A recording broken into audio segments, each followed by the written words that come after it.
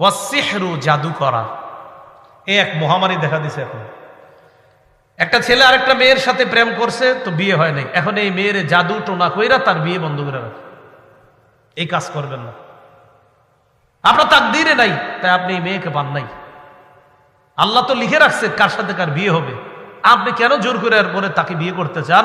উল্টা তারে তো বিয়ে করেন না, তারেও জাদু করে নষ্ট করে দিতে চাচ্ছেন, তার পুরো পরিবারটাকে আপনি জাদুর মাধ্যমে পুরাই ধ্বংস করে দিতে যাচ্ছেন। এগুলো হারাম, এগুলা ঠিক না। যে ঘরে এই সমস্যা আছে নিয়মিত সূরা বাকারা পড়বেন, নিয়মিত সূরা বাকারা পড়বেন, যদি একটু বড় সূরাটা।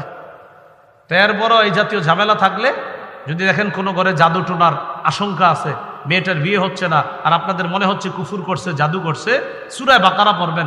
রাসূলুল্লাহ সাল্লাল্লাহু আলাইহি সাল্লাম বলেছেন, লা তাসতাতিউহাল বাতালা